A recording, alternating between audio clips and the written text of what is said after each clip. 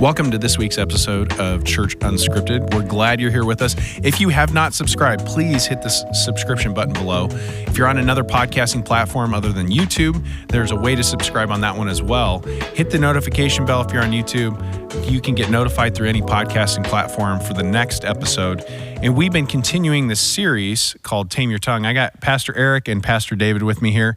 And David and Eric, we've decided to have a moment of silence after the title of your sermon. What was the title of your sermon Sunday? I don't know. You tell me. I think you love it too. You like it too much. I like it too much. Well, it's like, when should I not speak, or how do I not speak? Or, I was thinking, are we going to have a silent podcast this week? We could do that. I think people would stay with us the entire podcast. Eric really likes pregnant pauses. I hate pregnant pauses. So no good. Can you give us a summary of the sermon on Sunday? Because we actually do need to talk about when not to speak. That's exactly right. So this is a surprise to me, because you think that taming the tongue is all about what to say and how to say it, and so it's all about speaking more, just speaking the right way. But when I jumped into it this week, I realized that a tamed tongue is one that more often than not doesn't speak than one that does speak, and there's so much example of that throughout Scripture, and it's really based on this thing in Scripture that we haven't really spent much time on yet in this series. But I think people are waiting for this topic to come up, and that's the topic of wisdom, and how wisdom has the ability and the power to tame your tongue for the right reasons. And so this is why the author of Proverbs, a guy named Solomon, tells his son, who he's writing this book to, one of the things he says all the time is, get wisdom, though it cost everything you have, get wisdom. Because wisdom doesn't just direct the right action in your life, it directs the way that you speak. And when you look at the life of Jesus, you discover that wisdom directed Jesus to say the right things in the right way at the right time. But more often than not, it actually compelled Jesus to not say anything at all. Instead, wisdom allowed Jesus' actions to speak volumes. And that confused me, because I thought, the way that we communicate is with our tongue.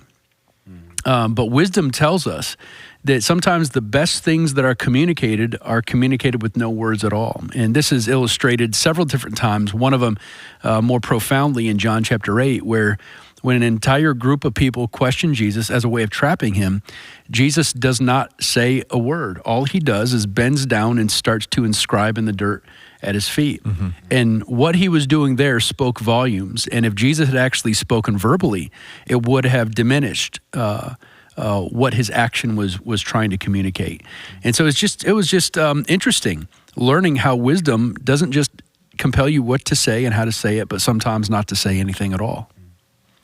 So you guys know I love to talk, right? So my first question is related to this, because we could have written on that one, couldn't we? So how many take homes this week? Was it 1, 2, or 3? Oh, I'm back to 3. Okay, so behind door number 1, 2, or 3. Let's do that. Like, if you can share some of your take homes, and then I do have a question related to this, because sometimes if you're like you're not talking about emergency situations, you're talking about times where it's better not to say something.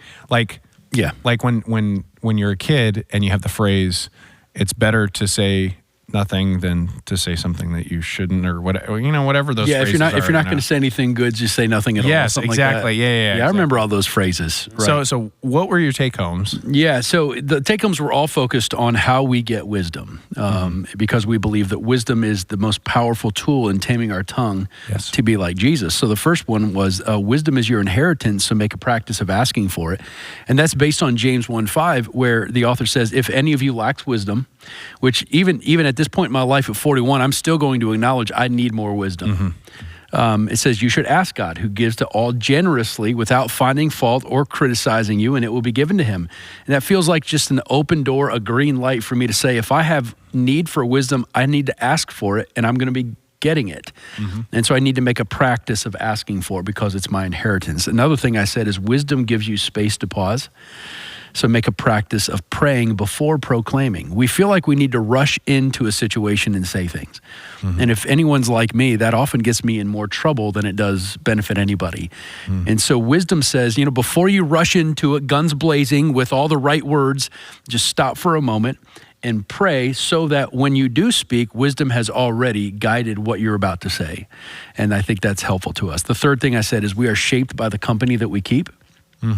So make a practice of surrounding yourself with wise people. And if you notice, all of these take-homes were practices. These are things that we can literally take home and start to work on right now. And it all has to do with wisdom. I think the sermon was more about wisdom than it was not. It very much I'm going to take it that way. I'm going to take it that way. Was. But yeah. in the context of what you're saying, Jesus was showing wisdom by staying silent. So I just want to unpack that a little bit more today, because I think that's kind of important when we're so quick to speak truth and sometimes less grace, but sometimes we balance those very well. Yeah. How do we discern when silence is wise or is just simply a retreat from confrontation? Oh, that's a great question. Do you see what I'm saying? That's the first question I was thinking of is, how do we discern the difference between, okay, well, it's wise to be silent, or we're just getting away from the confrontation? Yeah, I think you have to first know yourself. And I think you have to recognize, am I being silent because I'm just trying to escape the pressure of it? And therefore, that's not a healthy thing to do. But if you recognize that my personality needs to process things before I speak, then it's a healthy thing for you to not speak, at least for a period of time until you respond. And so if that's how you know your personality operates, when you find yourself in a conflict situation, it might be worthwhile to say, hey, listen, I hear what you're saying, but if you wouldn't mind give me an hour or two, or give me a day. Let me chew on this, process it, so that when I come back to you, what I say to you is the best thing I could say to you. And then, of course, guided by wisdom. So I think you have to know yourself. And if you find yourself, I'm just trying to escape, then maybe the challenge is get some courage and engage the difficulty, engage the pressure, even if it's hard to do that. So yeah, you have to know yourself, I think. Well, and part of that, Eric, and I think this is something that David, maybe you can add to this, but if you know yourself, you know that either you tend to avoid conflict or you tend to run into conflict. This is the whole fight, flight, and flee. Yeah, tendencies. and I think there's some balance there. Yeah. David, I mean, you and I are probably opposite in that, right? I'm not a big conflict person. But there's probably still times where you need to stay silent. So how would you gauge that for you? Yeah, you know, I've been wrestling with this because there's been a few instances recently where I've said, well, I'll just stay silent, and I've been talking to some people that are mentors of mine, and I'll choose to stay silent until the time is right. And one of them was like, well, that's just arrogance masked in fear. Interesting. And I was arrogance masked in fear, and you're I'm like, no, this is wisdom. But I think some of it is like trying to find that self-awareness. Like, what's my motivation for staying silent? Is it to prove a point to somebody, or is it to help them come to their own conclusions? Or am I actually just like, it wasn't arrogance. It was humility masked in fear. So it's like a false humility. It's like, oh, well, I'm afraid of the conflict, so I'll just stay silent because I don't want to rile things up.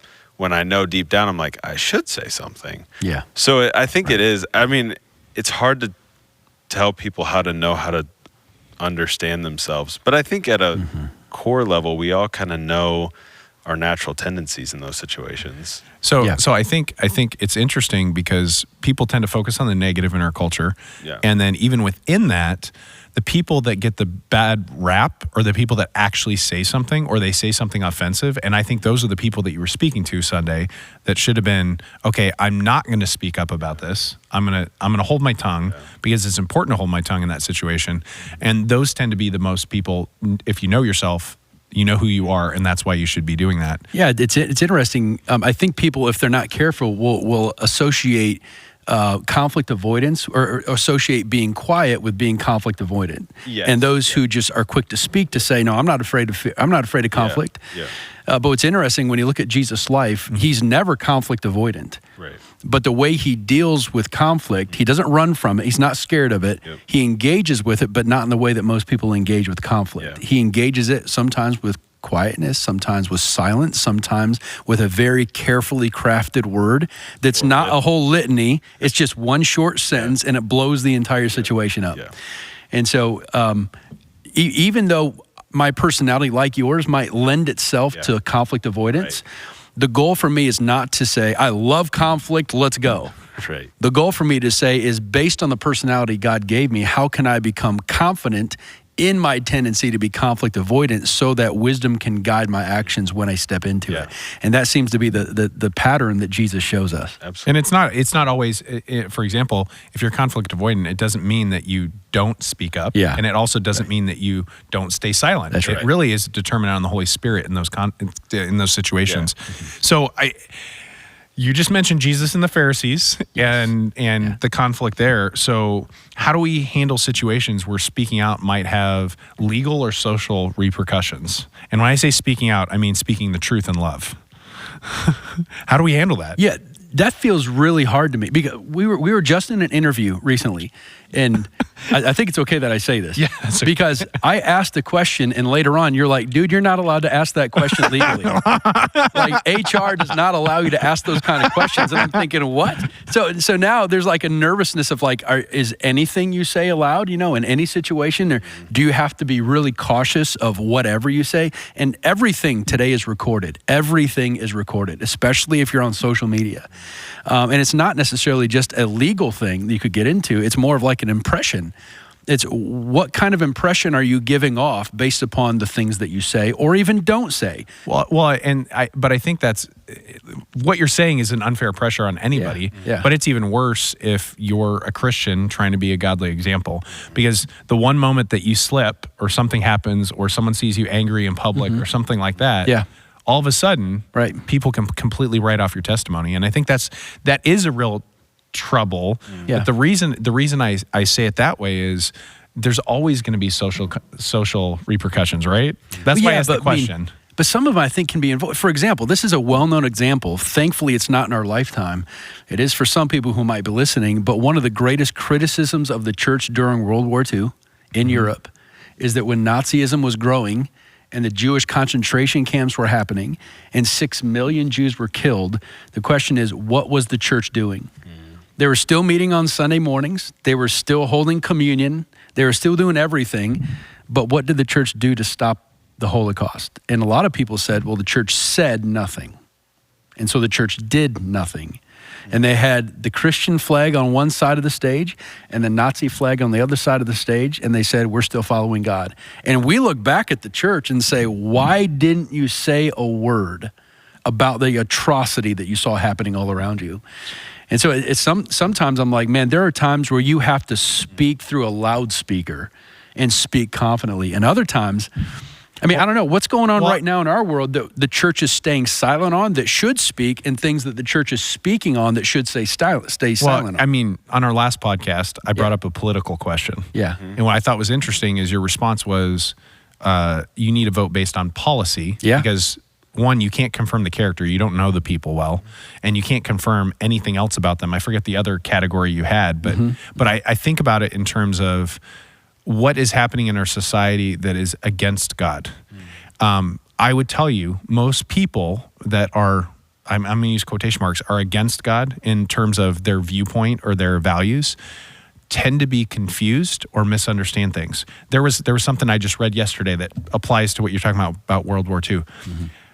Gen Z, more than 50% of Gen Z said Hitler had some good ideas. This was a release just yesterday. It was a Gallup poll. Wow, Gallup poll said that. Yeah. So I was reading it and I thought, okay, what did they say? What question did they ask for them to come to that conclusion?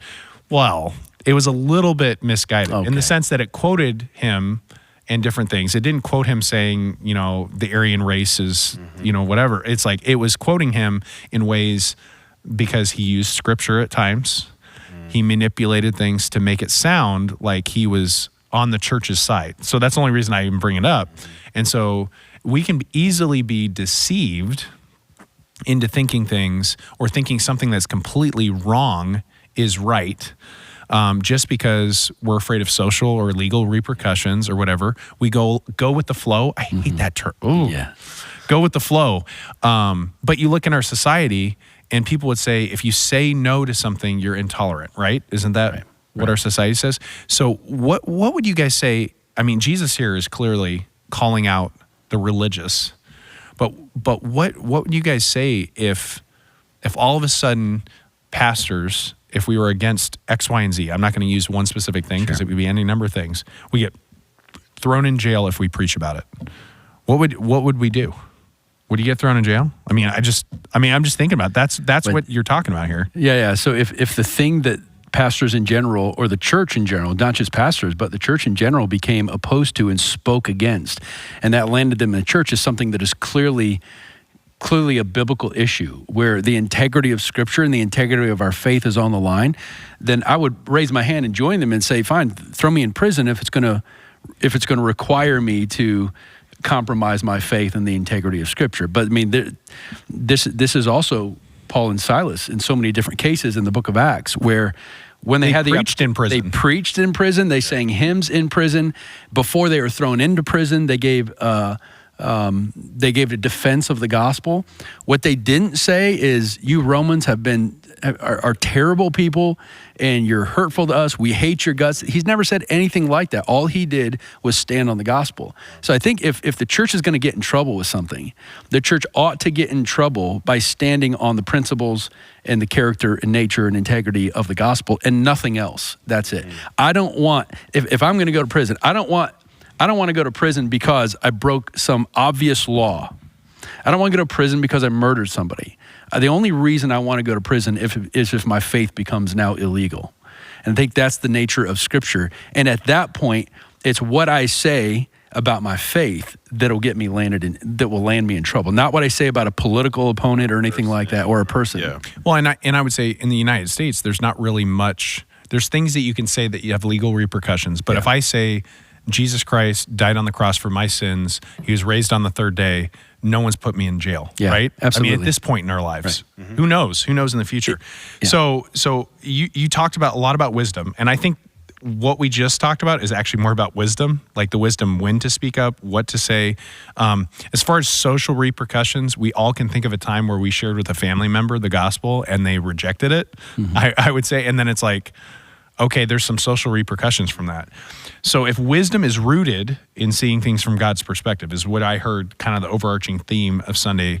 How can we practice that in a world that values human logic over God's wisdom? Let me point you back to something I noticed about Jesus. Jesus had an increasingly large platform over the course of his ministry. And whatever he said, people hung on to it. And they listened to it, and they followed it as best as they can. I mean, he had hundreds of people, thousands of people gathering to listen to what he said. Why is it in every sermon you read and everything he says, he doesn't say a single word about Rome?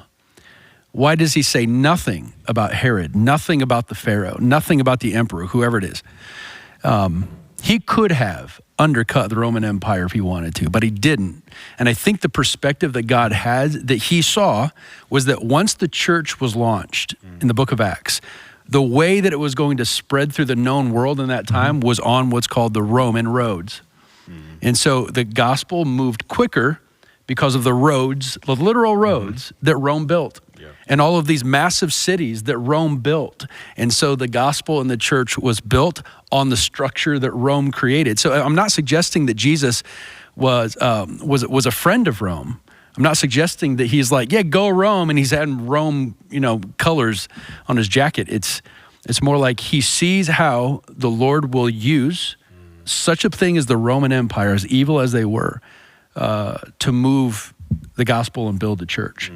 And so I don't know, it makes me wonder, is there some future reality that I just can't see right now that God sees, that I'm thinking, God, why aren't you doing something about that right now? Because maybe he sees something in the future that I just can't see right now. So I need to be careful what I speak, because it might be contrary to what God sees. Even human logic versus God's wisdom. I think what you just described is our Romans road might be the internet. It might be like there's any number of other things. More people probably see a sermon on a Sunday morning in video before they actually attend a church than any time in the history of the world. And so, I mean, there's so many different opportunities to use those same principles. I mean, this is using that principle right now. You mentioned James 1:5, and you mentioned it in your application. It's a very important verse. It says that God gives wisdom generously to all that ask. We do have to ask. How do we ensure that we're ready and willing to receive and apply that wisdom in our lives? How are we ready and willing? mean, David, what are you thinking when you hear that? Well, I feel like if you're not asking for it, then you're not willing. But if you come to a place where you actually want wisdom, your heart's in a space to receive it. But I think that it comes down to kind of what we're talking about is like the when the wisdom is maybe countercultural or may have some social repercussions, that's when we're like, ooh, I don't know if I like that wisdom. Maybe I'll go a different route. But I think having that bigger picture that you're talking about is important. That wisdom, asking for wisdom in a way that you actually can see the bigger picture that God has that maybe you don't understand in the moment, is kind of an indicator of your heart posture of wanting to actually receive wisdom, is having God's eyes on it. Yeah. I think you can ask for momentary wisdom and the Holy Spirit can give it to you regardless of the situation. I think there's also a stream or a flow of God's wisdom He's already established for you. And you just have to get into that flow. For example, my kids, and my son right now, he likes being clean. He just doesn't like taking showers. And so is that compatible? I'm like, that's why I'm laughing. No, listen, I'll take 2 or 3 showers a day if I could. But here's what I'm trying to say. So he says, I want to get clean. I just don't want to get into the shower. And so we say, well, if you're going to get clean, you've got to step in the shower. You've got to wash. Right. And I think that's the same thing. God has said, I have already established the streams of where my wisdom flows easily. And if you want it, but you're not willing to step into that stream of that flow, then you're in a sense undercutting yourself. And so what are some of the... You can't use Febreze. Can't use Febreze, that's right. The whole Axe spray-on stuff. They need to outlaw that. You have to get in the stream of wisdom. Get in the stream of wisdom. And so we know that God has already directed His wisdom through His Word. Yeah. We know He's already directed it through prayer. And so if you're like, I want wisdom, but you're like, I just don't want to read my Bible. I just don't want to spend time in prayer, then you're undercutting yourself. So the best way to make a practice of getting wisdom is by spending time listening to the wisdom God has already spoken to us in His Word. Yeah. That's so true. I don't even have any response to that or anything to say because that's so perfect. The stream, I'm just going to remember now that Axe and Febreze smell like worldly wisdom. That's what I got out of that. Oh, man. Smell like worldly wisdom. So every time I smell it. Never use it. So never put on Axe.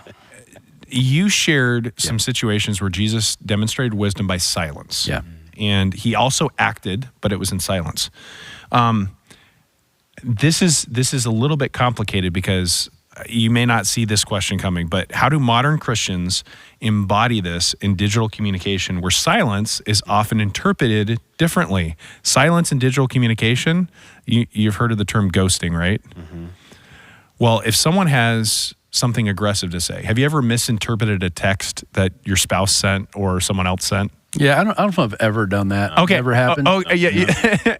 No. You guys are both lying on video here. But what I'm saying is it's interpreted differently in our digital communication, but Jesus embodied it before there was that same digital communication. How do we do that now? Like, when do we pause? I wouldn't call it silence, like not responding, but sometimes we need to pause a little bit, right? What did I say? Silence is support. I can't remember silence is agreement. Yeah, silence is agreement. Yeah, I don't like that. I don't really know how to answer that question. Well, so what I guess what I'm saying is like people interpret a lack of response to something, even if it's a negative thing, as that's true. You're ghosting it. That's true. You're ghosting them. So then you have on the other hand, if someone doesn't respond to something, it's, well, I agree with that. Yeah. Do you know what I'm saying? I think part of the wisdom, I'm thinking social media. Okay. Somebody posts something, you don't agree with it. The wisdom is don't engage with it on social media. Yeah. Stay silent. Yeah. That's the wisdom. Now, if you're just going to go and disagree with that person on social media and they respond and then you're silent, you're kind of not being wise because you're ignoring. You're lighting a fire and then leaving. And I think that's what we do a lot of times on social media. But I think in a more personal kind of applicate, like a text message or something like that, I think there's opportunity for face-to-face or at least a phone call conversation, to say, like, if there's something that you're like, that's not right, I don't agree with that, maybe there's a way to not respond via a text message that can be skewed and somebody can think you're screaming at them when you're just responding with a simple word. But maybe there's wisdom there to just pick up the phone and say, hey, I think we have some disagreement. I'm not going to try to ignore you, but I don't think it's wise that we continue this dialogue or something, just to kind of. Well, there's times, I mean, haven't you guys received something and you're like, I don't really understand. I'm kind of confused about this text message, because you're reading emotions into it and you're just like, and the first inclination for me in most cases is like, I don't want to reply to this because I'm not sure what they're meaning. Right. Like even. So I guess what I'm saying is in digital communication, there's almost a different standard. We talked about silence with our words, which makes it really easy. But Jesus, in that passage in John chapter 8, he doesn't just remain silent, he acts, which I think is what makes it different than just ghosting someone or not texting back or not calling back or whatever it might be. It's actually more of a, okay, I'm confronting this without having to say a word. So, for example, if someone said, you're not doing this, and you're like, no, I am doing it, you just continue doing it, right? So that's an easy way of responding. But in our digital world, there's so much digital communication. David, I appreciate how you said, meet in person, like, because that's what Jesus did here, and I think that's maybe the principle we can pull from that. Art. I mean, I feel like I'm learning that more and more, but like, you know, if we, in our world, we operate by emails and text messages and, you know, social media and all that stuff, and we just read into it too much.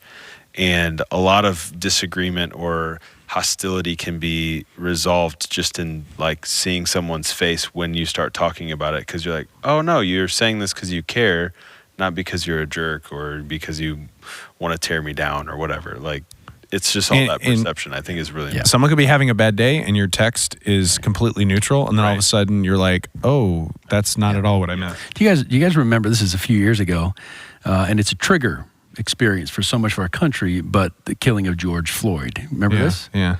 And like the week or so after that experience, I mean, there are churches across the country who ran to social media and made some kind of like a formal statement about the church's, standpoint or, feelings about the atrocity or or their pain, whatever it was. And in the moment, we thought, well, that's what we have to do. We have to get on social media and just say something about this social injustice right now, whatever it was. But then a couple of weeks after this, some of the African-American community looked back at the church in general and said, hey, I heard everything you said a week or two ago. Why aren't you guys saying anything else right now?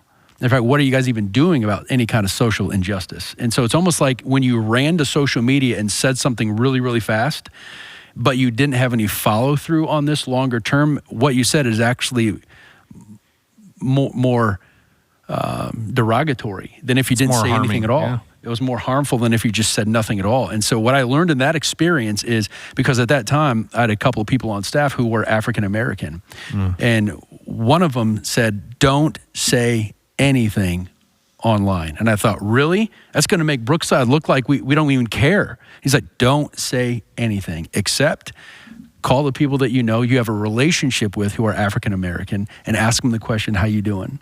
Any way that I can pray for you or support for you. And I think that's what you're recognizing Jesus did. Like, he didn't just blare something, he got personal with people, and it was relational. And I thought that was perhaps one of the better pieces of advice that I've been given when it comes to social issues, is don't blare something out there. Get personal with people and then just talk there.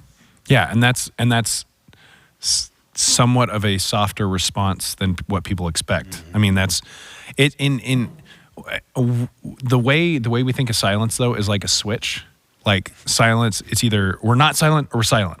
And I think essentially what you're describing is Jesus had a tempered response to people that was at times very silent, like verbally silent, but then also he wasn't silent with his actions. And so that's what you're describing as well, is not being silent with your actions. Yeah. So one of the passages that you used on Sunday was this woman caught in adultery, right? Yeah. And in that passage, Jesus says, let him who is without sin become the first to throw a stone at her, right? But he's responding with grace. So how can we apply his approach of grace and wisdom in modern contexts where people are publicly shamed or condemned for their actions? So how can we apply it like now? Yeah. But one of the things that Jesus did is he called out the accuser's own hypocrisy. Because in the Old Testament, which they should have been very aware of, the only way that you get to be a legitimate judge of somebody else's sin is if you, in a sense, are sinless in the moment. So you can't judge anybody else's sin unless you have gone through the purification rites and so forth, and God has given you that seat of authority to judge people. He's saying in his actions, he was showing them that they are not legitimate judges to judge this woman's sin, and therefore they cannot carry out what they think their judgment should be. And I think that's something that important that is really an ethic of the New Testament. It says, you claim to tell your brother, I'm going to take the speck out of your eye. But he says, you ought to take the log out of your own eye before you say a word to your brother. And so what wisdom does is it reveals truth in us before we try to speak truth to somebody else. And I think that's the pattern that Jesus showed us, but also it's the expectation of those who follow him, including today. So, I mean, especially in the passage, he's also confronting them on their own terms. He's not making up new terms. That was their own terminology. That's what they would have known, what you described, the Old Testament ethic. So if associating with wise people fosters wise people, okay, essentially by osmosis, how can we identify wise people in our community from those that superficially appear wise? I mean, I don't know about you, Eric, but I'm just going to admit it. I've been deceived by people that seem wise, but the more I get to know them, I realize they're foolish. That's true. And so how do we notice who's really wise? Can't they? If you want wisdom for your marriage, go hang out with somebody who's been married for 40 or 50 years and they're in a healthy relationship. If you want to be wise financially, go talk to somebody who has found a way out of debt. They're saving well, they're being generous, and they're not financially stressed all the time. If you want wisdom for your career, find somebody who is not just switched from job to job to job to job, but have stuck with a career in the same place for a long time, and they've learned how to manage that pressure. It's wisdom has fruit. Wisdom isn't just, hey, I've got a lot of wisdom, you should listen to me. Wisdom ought to have fruit that's noticeable. And when you need wisdom for a certain thing, find the person that has fruit in that thing you need wisdom with and just hang out with them. That might be the best advice that I've been given before. David, come on. That's great. I think that's good. No, I was just thinking about how many times you can look to people and be like, they have wisdom, and maybe they do have some of that longevity that you're talking about, but then you start talking to them and you're like, I don't know, this doesn't seem like true wisdom. And I think a lot of times it can be, at least in my experience, wisdom comes from God, right? True wisdom comes from God. And so if there's a lot of talk of, well, I did this and I did this, and the kind of a puffing up of self, the chances are that person is riding on their own skill or their own personality. And I think there's a humility to someone who's wise, who's lived that life and who's stayed the course, that you can kind of see after being with somebody for a while. Yeah. I think one of the biggest things that tends to happen with people that appear to be wise is exactly what you said, David. They start talking about themselves rather than what God's doing in their life. And most of the time, truly wise people, you actually have to notice them because they aren't seeking notice. So sometimes they're the quietest people.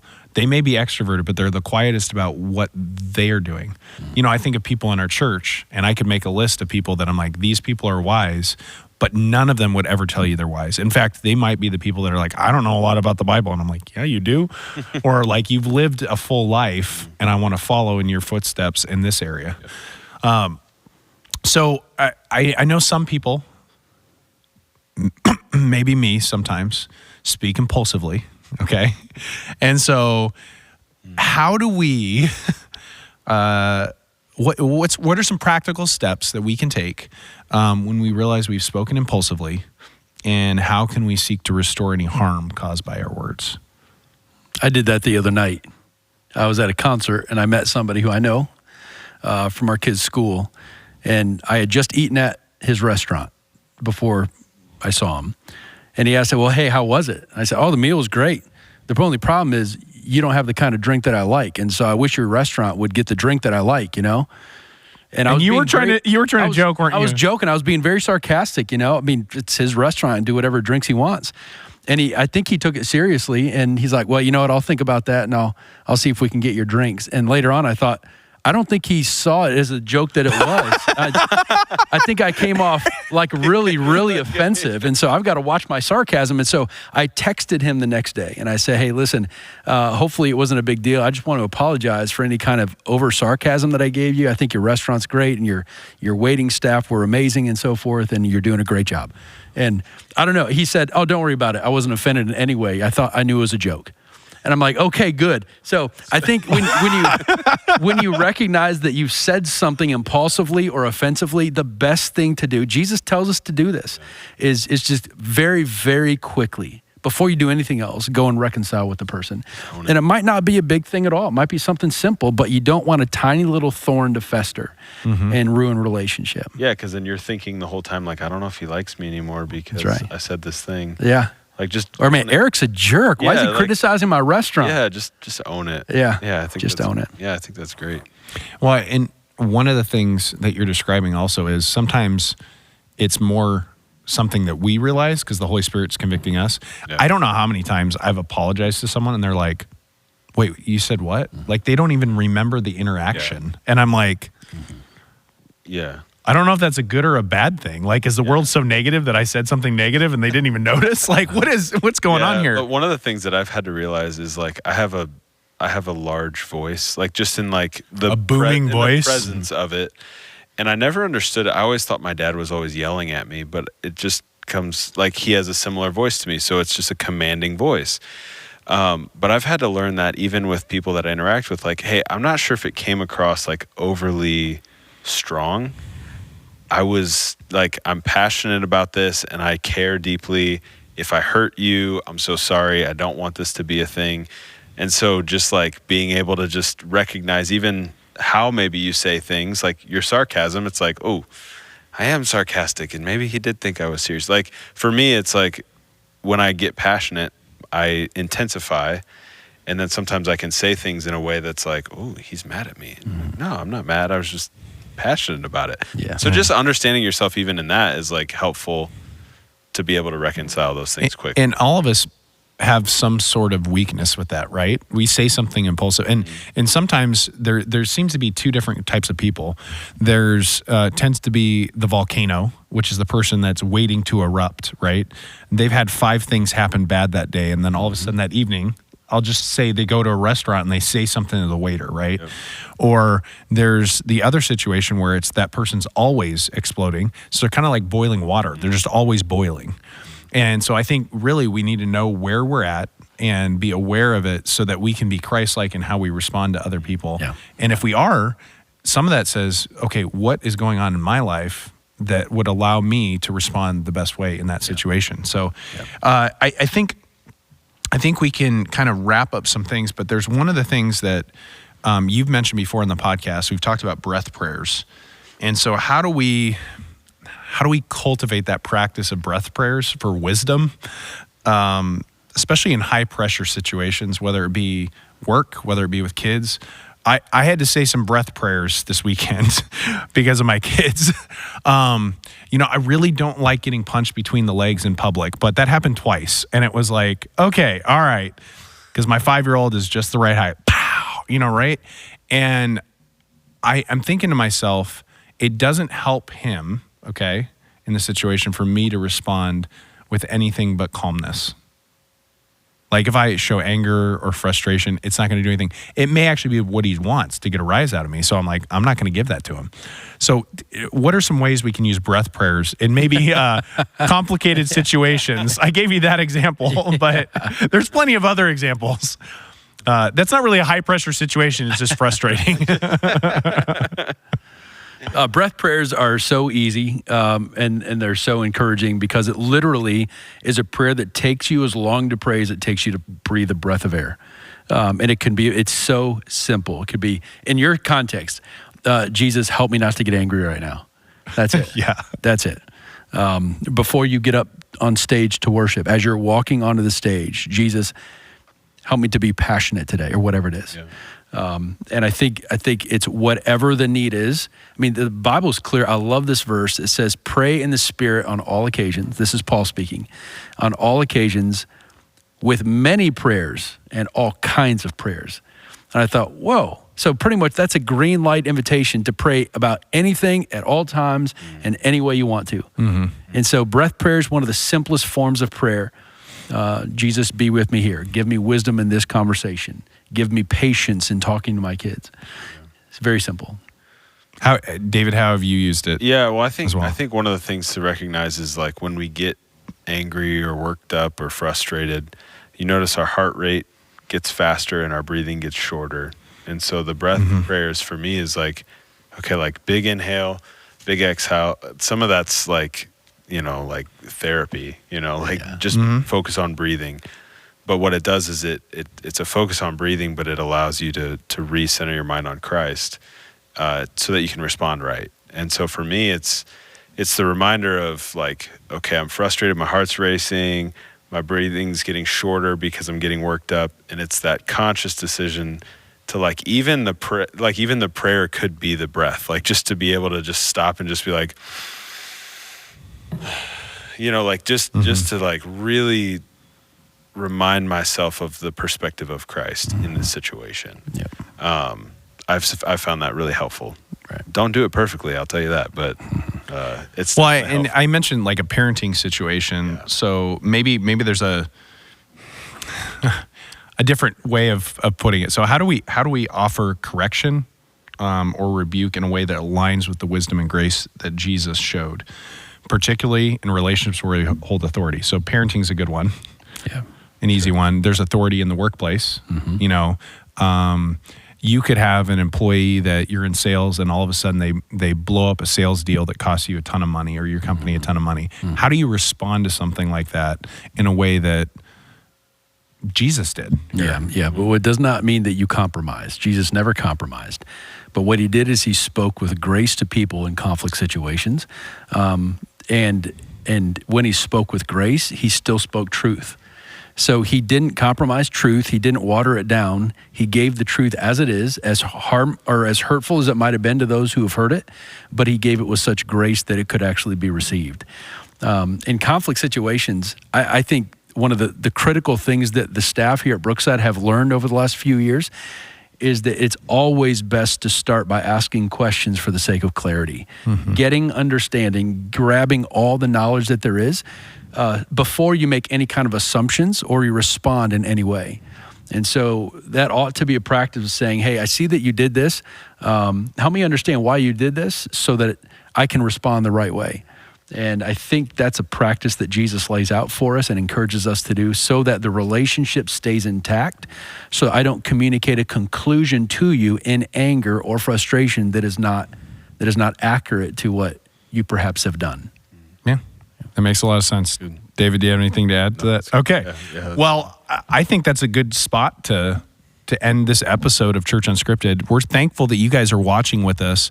There's so many different situations where we, like Jesus, can speak grace and truth. And even in John chapter 8, Jesus silences the rest of the people there by using silence. So we don't exactly know how he did that entirely, but we do know that he was still confronting them with truth.